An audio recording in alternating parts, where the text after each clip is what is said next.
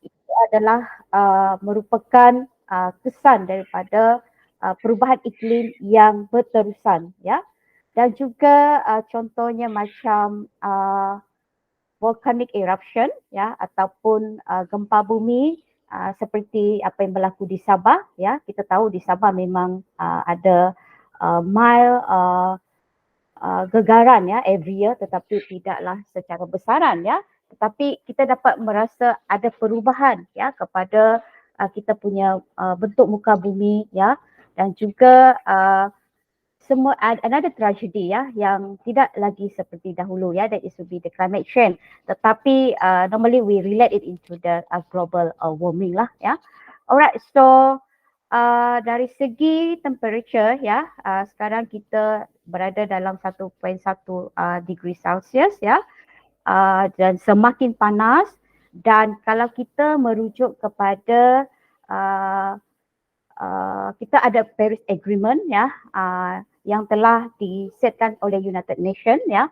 Malaysia juga merupakan satu negara yang berpegang kepada perjanjian antarabangsa, ya.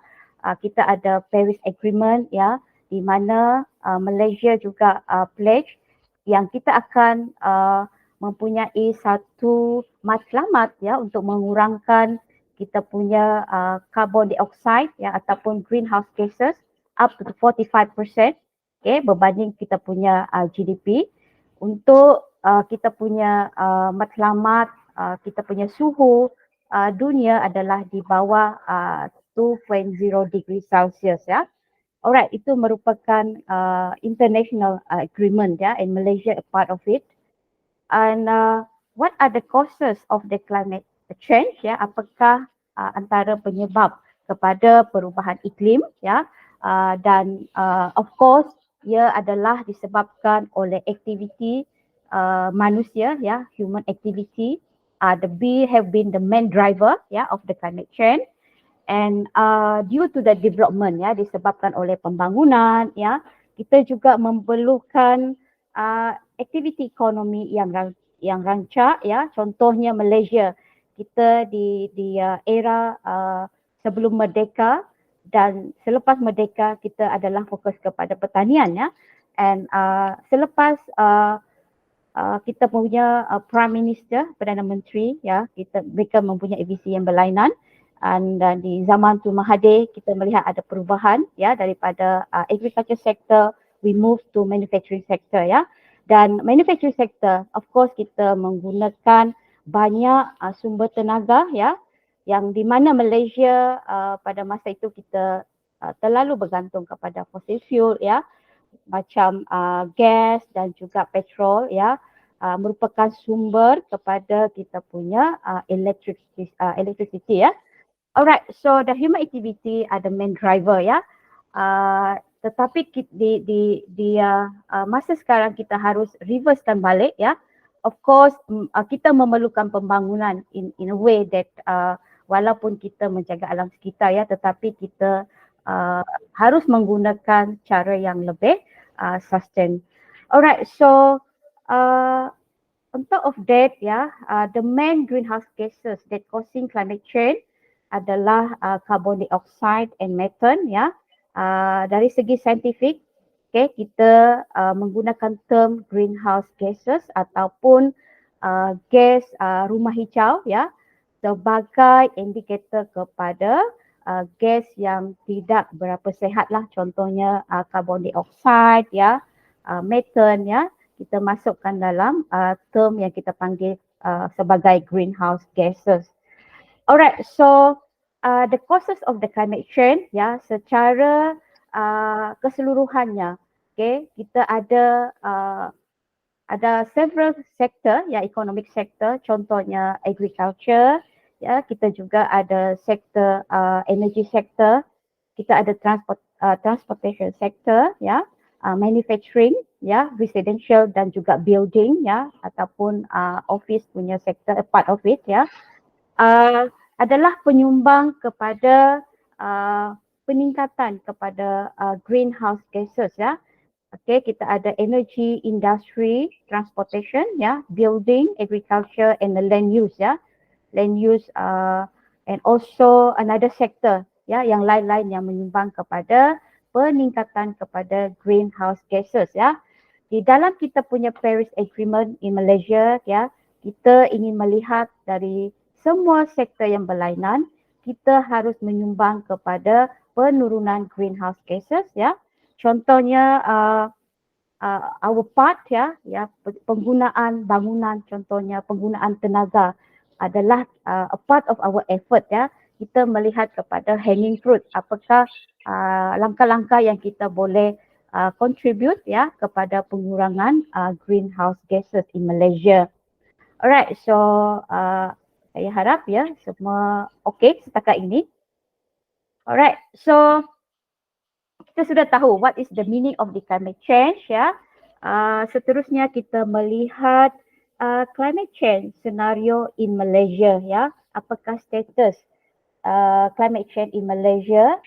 Alright, so kalau kita melihat kepada kajian yang telah dibuat oleh World Bank Malaysia ya dan juga Asia Development Bank ya, Malaysia pada tahun 2021 ya, Malaysia juga merupakan sebuah negara yang boleh dikategori sebagai the worst case scenario climate change in the 2021 ya, dan kita melihat suhu temperature secara purata juga telah meningkat ya, dan kalau kita tidak ada pencegahan ataupun mitigation kepada perubahan iklim ya, kita akan dijangka akan ada perubahan yang semakin meningkat dari segi average temperature around 3.11 ya by year 2090 ya. Tetapi di Malaysia ya, kita ada climate change policy ya dalam tahun 2009 ya, pada zaman Datuk Seri Najib ya, kita ada yang telah dipublish pada tahun 2010 ya, dan kita ada policy khas untuk perubahan iklim ya, because pada zaman tersebut Malaysia sudah pledge ya, berjanji yang kita akan be a part of the world cooperation ya untuk mengurangkan greenhouse gases ataupun carbon dioxide ya. Alright, so itu adalah senario in Malaysia ya, dan kita juga ada policy macam energy policy ya, di mana sekarang kita melihat in Sarawak itself ya, kita punya Premier juga telah sentiasa menyebut pasal hydrogen energy kan, dan kita juga ada alternative energy yang kita ada in Sarawak ya. So itu adalah merupakan kita punya effort ya untuk respon kepada kita punya komitmen kepada global cooperation ya untuk mengurangkan climate change ya. Kita juga melihat in Malaysia ya, ada banyak perubahan ya dari segi kita juga ingin menggunakan electric car ya, di mana ia lebih more environment ya friendly. Kalau kita compare kepada conventional transportation ya. Dan kita juga in Sarawak ya, contohnya kita juga ada melihat usaha di mana state government menggunakan ARC ya. We want to enhance ya, improve kita punya public transportation ya, untuk mengurangkan penggunaan transportation macam kereta ya. Kalau kita tengok di negara yang maju, for example, mereka lebih kepada transportation, public transportation ya. Contoh dari di UK for example, mereka ada satu jalan ya, di mana kereta yang mengurangkan the minimum emission saja yang menggunakan jalan tersebut ya, jalan raya ya. So that is to be the effort from the developed country ya. I think Malaysia we are moving in the right track ya, walaupun it's not immediate one, at least we can see the government effort is there ya. Alright, so in Malaysia yeah, we can see the effect. Okay, for example like in 2023 last year, kita melihat ada extreme weather ya yang berlaku macam di Johor ya, di mana ada flooding ataupun banjir yang kiranya is worse lah ya, if we compare to the other place lah. Alright, so in 2014 also kita lihat in Malaysia ya, kita melihat banjir yang agak teruk ya. Itu merupakan kesan daripada perubahan iklim ya. Dan not only in the Peninsula Malaysia, even in Sarawak ya, kita boleh melihat perubahan ya dari segi kita punya sumber dan juga kita punya geographical ya, bentuk muka bumi kita tidak seperti dahulu lagi lah ya. Alright, so flooding in Malaysia ya, ini saya dapatkan daripada internet lah ya. Okay, yang berlaku recently ya in March 2023 ya, ini contohnya memang kesan ataupun climate change scenario is a real in Malaysia ya, dan semakin teruk lah ya. Alright, so in Sarawak ya, so we can see banjir ya, kekerapan banjir dan juga the severity of flooding semakin meningkat. Ya, we can see it happen in the city area, okay, in the kawasan bandar, dan kita lihat juga dia punya trend sekarang bukan sahaja berlaku di bahagian is a city area, in the urban area. Okay, kita juga melihat berlakunya banjir di kawasan pendalaman ya. Contohnya kalau di Baram tu ya, we can hear about the flooding issue like in Long Lama ya, and di some of the kampung ya, dan kita juga melihat like di Mulu National Park ya, berlaku juga adalah kesan daripada perubahan iklim. So itu adalah merupakan petanda yang tidak baiklah ya. Alright, so di kampung saya juga di Long Seridan ya, in May 2021 ya, tidak pernah berlaku ya.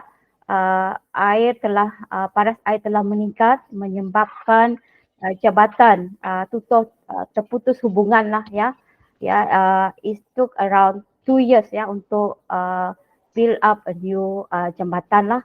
Alright, so dia ada kesan bila kita disconnected ya daripada perubahan iklim ini ya, ia memberi impak kepada kita sebagai inilah manusia ya. It can give implications to our economic activity ya, dan juga kita punya connection to the other part of the world ya. Alright, so itu adalah contoh ataupun senario ya, kesan daripada perubahan iklim di Malaysia ya. Alright, so kita juga ingin melihat ya climate change awareness in Malaysia ya. Adakah penduduk di Malaysia dia tahu apakah itu perubahan iklim ya, dan juga adakah dia juga mendengar ya apakah usaha ataupun polisi tentang climate change in Malaysia. Okey, maksudnya kita adalah sensitif kepada isu-isu alam sekitar ya. Alright, so saya mengambil sumber tentang climate change awareness in Malaysia ya, berdasarkan kepada this report ya, Malaysia National Survey on the Climate Change ya, Concern, Behaviour and Media Attitude ya. Dan kajian ini telah dilakukan di seluruh Malaysia ya, termasuk Sabah dan Sarawak lah, dan mereka telah melakukan survey secara random lah ya. Okay, so daripada kajian yang telah dibuat ya, saya juga telah memberi link ya kepada kajian ini. Nanti mungkin tuan-tuan dan perempuan nanti boleh rujuk kepada link yang saya sinilah, yang saya share ni ya, untuk melihat secara lebih lanjut ya apakah persentage ya ataupun tahap kesedaran penduduk Malaysia tentang perubahan iklim ya. Alright, so daripada kajian yang telah dibuat ya, kajian ini merupakan kajian yang pertama ya, had been conducted in Malaysia ya, untuk mengkaji bagaimanakah reaction ataupun respon penduduk Malaysia dari segi climate change concern, dan juga tingkah laku, dan juga persepsi terhadap media ya.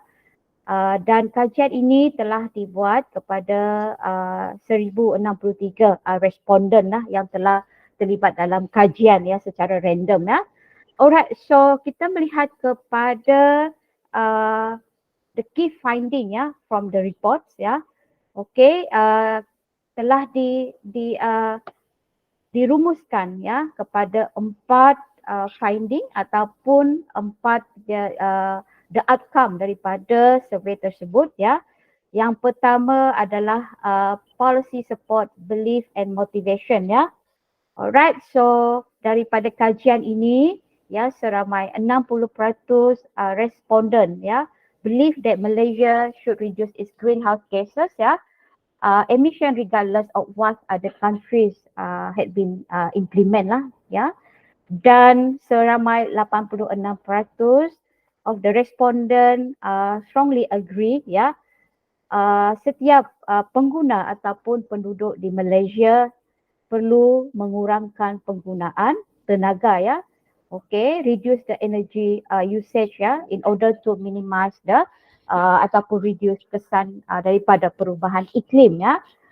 Dan yang ketiga ya 86% of Malaysia strongly agree that government should increase the incentive for people who try to reduce the climate change ya. So saya percaya yang government incentive ni adalah merupakan perkara yang penting lah sebab kita we want to encourage people to change the behaviour. Contohnya mungkin di tempat kerja kita menyarankan ya semua kawan-kawan kita menggunakan friendly how to say, maybe we are doing recycling ya, contohnya lah ya. So with regard to that, we as a human being ya, kita memerlukan insentif, kita memerlukan motivation untuk berubah ya. Dan adalah penting the government should increase the incentive lah. It can be in a form of cukai, for example, if we look at from the government point of view, and also maybe we can see another kind of incentive ya, seperti pengurangan cukai ataupun maybe we can go for another incentive ya untuk encourage the people to adjust ataupun mengubah cara hidup kepada more sustainable lifestyle ya. Right, so yang kedua ya, individual action and willingness to change ya. Okay, kajian ini melihat apakah kesanggupan penduduk di Malaysia untuk berubah ya kepada sustainable lifestyle ya. Alright, so the common one ya, menggunakan shopping bag for grocery for example ya. Daripada kajian tersebut seramai 65% ya responden yang mengamalkan this practice lah ya. Dan yang kedua ya, reducing the home energy use ya, seramai 79% yang telah praktiskan amalan ini ya, is around 79% lah. Belum dapat grade A lagi lah ya, so meaning that we have to enhance our efforts ya. Alright, so the most common waste management behavior recycling ya, around 67 okay of the respondent yang ada mengamalkan amalan ini ya, still belum grade A lagi ya. So we can consider it moderate lah ya. And also around 63 ya, dia punya rate ni agak rendah ya. Ya, the people open to change ya, dia nak berubah ataupun taking part in the environmental climate change campaign ya. Dari kita punya segi, daripada kita punya peranan, I think at the office we can do more frequent environmental ataupun climate change campaign for example, ataupun kita boleh membuat pertandingan. Contohnya saya selalu kepada pelajar saya ya, saya akan menyuruh mereka membuat template ya, how to recycling ya, dan saya akan membuat competition lah, so that they will learn lah, okay, sepanjang ataupun juga mereka lebih motivate lah ya. That is something that we can think about.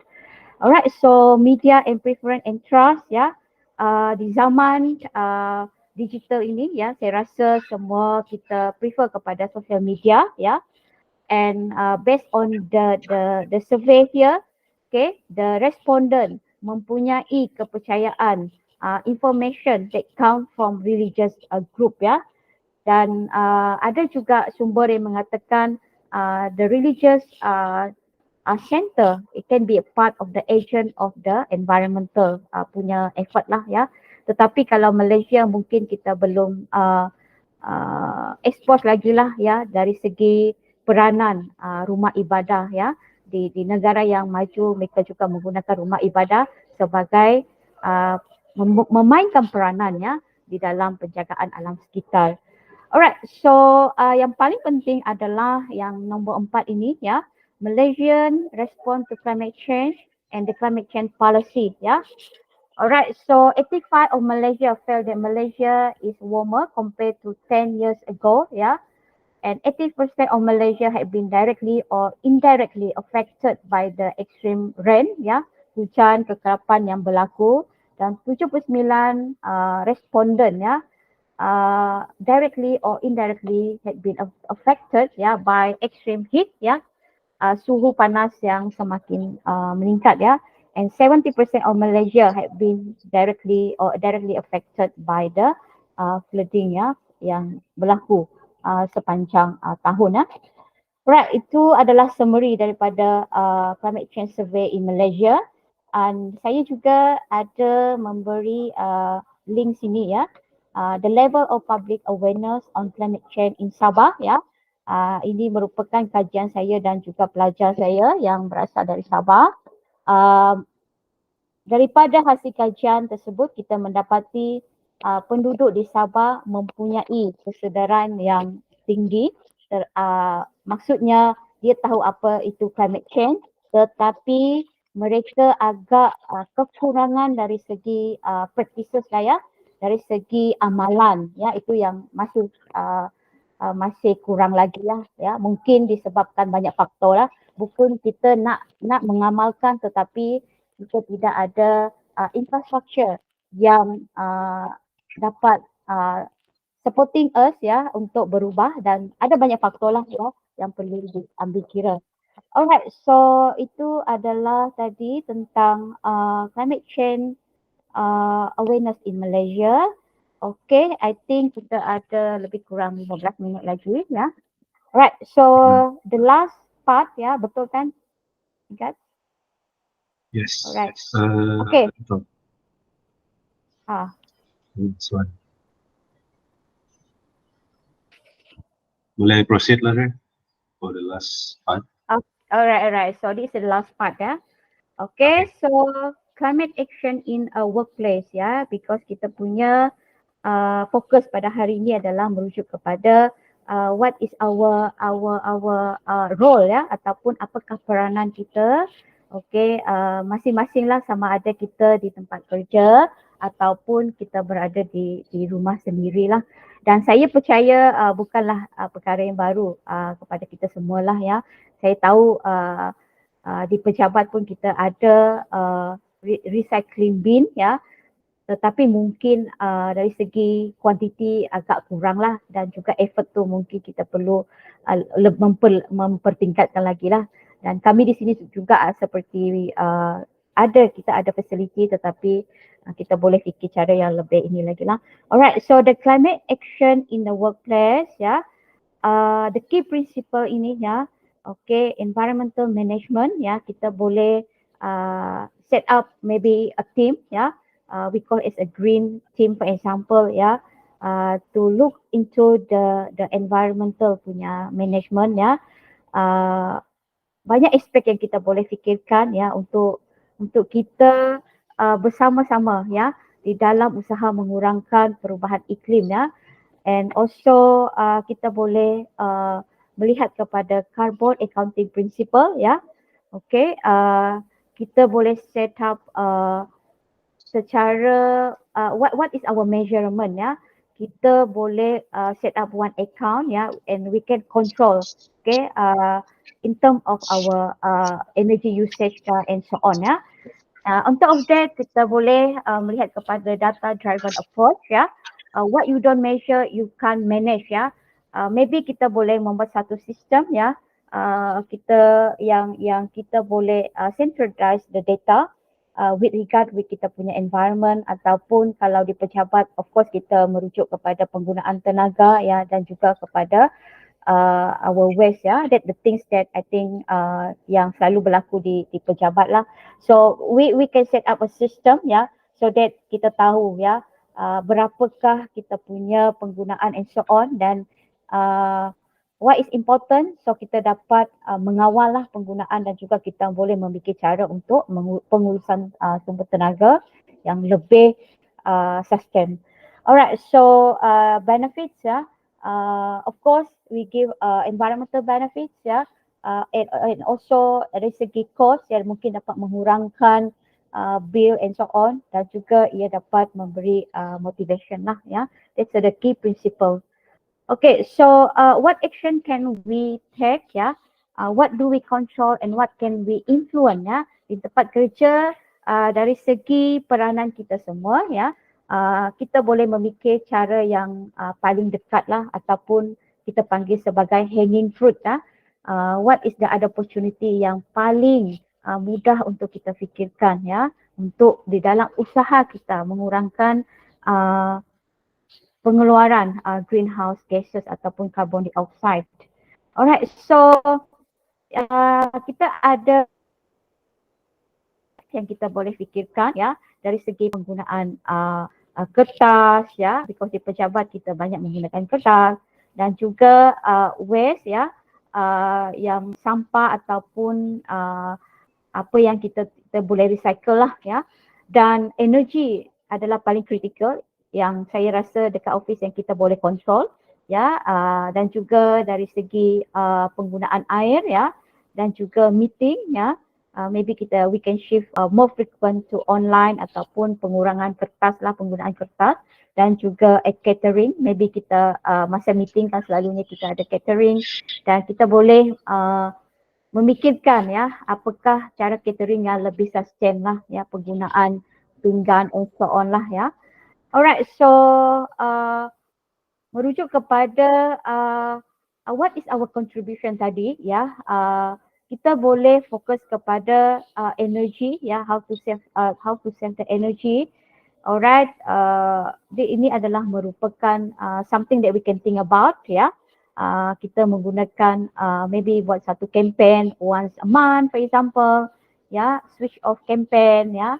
Switch off campaign maybe we can do it like twice in one month ya, and shorten operation time ya, dan juga kita installkan sistem lighting yang lebih efisien lah. Alright, so penggunaan penghawa dingin ya, kita boleh mengguna secara berhemah ya. Saya percaya tuan-tuan dan puan-puan sudah tahu penggunaan aircon secara berhemah, dan juga dari segi equipment ya, IT ya, we can think to buy energy efficient equipment ya, tetapi of course kita ada limitation in term of budget lah ya. And raise awareness ya, switch off campaign ya, and install a smart meter ya, that will be antara things that we can think about ya. Dan juga waste ya, saya percaya dekat pejabat tuan-tuan dan perempuan sudah ada recycling bin lah ya, tetapi mungkin kita boleh mempertingkatkan lagi lah ya, ataupun mencari cara yang we can earn the benefit out of it ya. We can find local recycler, ataupun kita bekerjasama lah kepada mana-mana pembeli kepada barang kita semula. Alright, so paper use ya, tetapi ada juga kerja yang kita tak dapat elak lah, kita mesti juga menggunakan kertas ya. So we can utilize it in a efficient way. Alright, so save the digital copies whenever it's possible lah. Alright, so meetings ya, we can plan online meeting is possible ya, and ban all single-use catering item, go paper smart ya, and pick a venue close to public transportation. Maybe this one tidak berapa applicable lah to us in Sarawak ya. Kalau di negara lain yang maju mungkin lebih applicable lah, because the transportation is public transportation is sudah advance ya. So meaning to say kita tak perlulah driving sendiri, we can use the public transportation. Alright, so offer sustainable menus ya, and raise participant awareness ya. Also we can remind on the issues of the environmental lah during meeting ya. Right, so penggunaan air juga adalah we can utilize it ya di tempat kerja ya, and menggunakan secara berhemah. Okay, dan seterusnya, okay, furniture and stationery ya. Kita boleh mengikutlah ya apa yang disarankan, donate or sell furniture or reuse ya, dan juga kita buy a quality furniture to avoid the early disposal ya, and so on, dan menggunakan furniture ataupun barangan yang lebih ada ciri-ciri environment lah ya. Okay, alright, so itu adalah antara langkah yang kita boleh dipertingkatkan lah ya di tempat kerja. Saya percaya tuan-tuan puan sudah ada usaha tersebut ya. Okay, dan ya kita sudah sampai di penghujung ya. Dan terima kasih tuan-tuan perempuan di atas for your attention lah. Okay, alright, Okay. that's all. Okay, thank you Miss Audrey. That was a very good presentation. Sekarang kita ada Q&A. Kita bagi siapa-siapa ada soalan lah. Kalau siapa-siapa tak ada soalan, saya ada soalan loh untuk Miss Audrey. Bejal ada soalan tu Bejal? Tidak.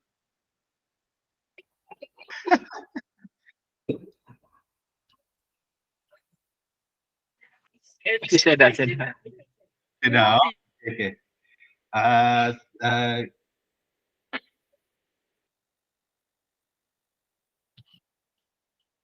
Soalannya simpel. So, kalau kita for these climate changes, kita biasanya polisi kerajaan dia selalunya dia how do you say dia galakkan ataupun nudge. Adakah untuk benda ni kalau kita nak buat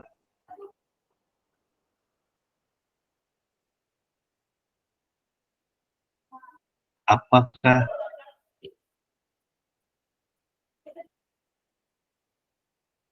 is how ethical kita pakai enforcement perasaan yang wajib. Itu saya soalan saya. Okay, apa because tak dapat dengar lah. Can you write in the chat? Wajar untuk pendapat children. Apa tadi? Boleh. Dia kalau soalan dia Audrey, kalau kita contoh macam kesedaran perubahan iklim ni, boleh tak, adakah wajar kalau contoh kerajaan dia buat satu penguatkuasaan undang-undang macam hukuman macam tu, adakah dia wajar, adakah dia ethical? Contoh dia lah, contoh. Okay, alright. So, thank you. kalau ikut pendapat saya lah, because saya pun biasanya akan merujuk kepada all the government document kan. In Malaysia, kita ada regulation actually, especially on the alam sekitar. Kalau kita buat open burning ya, memang boleh didakwa lah, tetapi mungkin dari segi kita punya practice tu lah, sebab kita orang Malaysia kan baik-baik hati semua. Alright, mungkin penguatkuasaan tu adalah berkurang, agak inilah kita lebih fleksibel lah. Mungkin kita boleh contohnya open burning lah yang saya tengok lebih obvious kan. Walaupun ada open burning, kita still fleksibel lah. Mungkin kita boleh lebih tidak fleksibel sikit lah, sebab kita memang sudah ada regulation based on kita punya document in the government policy ya. Okay, thank you Miss Audrey. Saya rasa tak ada soalan lain, so kita boleh end recording and session now lah. Okay, saya dah orang lain tu, saya buka kamera orang lain situ. Okay, saya akan ambil screenshot lah. Dia orang busy. Ada Okey, Datuk faham. KP datang rasa aku. Nak Bejal nak? Ada KP datang ke Bejal? Cuma lawatan pengarah je ke bahagian-bahagian. Oh, lautan pengarah ke bagian. Okey, patutlah. Okey. Betul. So, masih ha. So kita pun session kini tu. So saya ambil gambar Jadi lah, boleh gambar standby tiga. lah kita tiga. Okay, ready ya? Okay, ready, 1, 2, 3. Okay, thank you very much everyone. Saya akan end kita pun recording and session. Terima kasih di atas semua penglibatan. Mungkin in future webinar kita boleh invite Miss Audrey lagi lah. Okay? Okay, thank you very much. Okay, thank you. I will end. Thank you, Miss. Okay.